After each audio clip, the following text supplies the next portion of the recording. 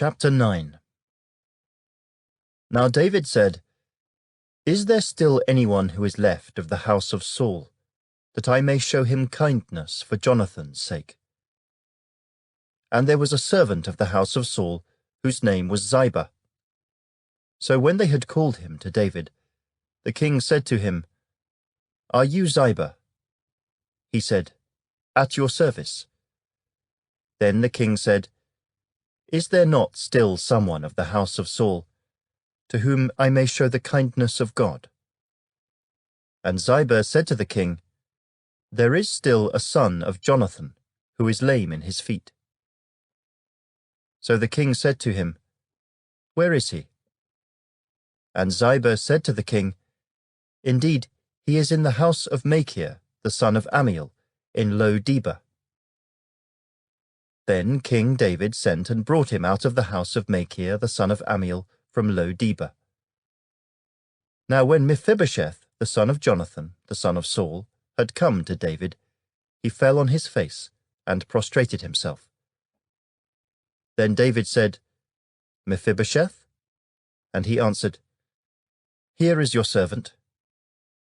So David said to him, "Do not fear, for I will surely show you kindness for Jonathan your father's sake, and will restore to you all the land of Saul your grandfather, and you shall eat bread at my table continually."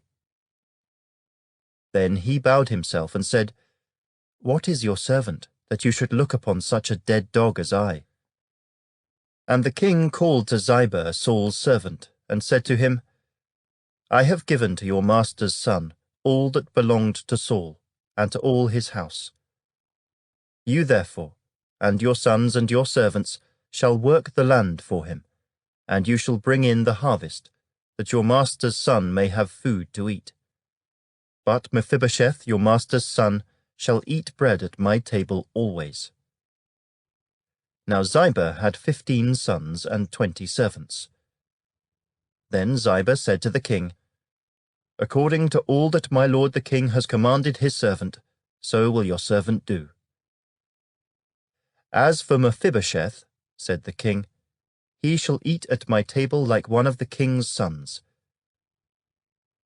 Mephibosheth had a young son whose name was Micah, and all who dwelt in the house of Ziba were servants of Mephibosheth.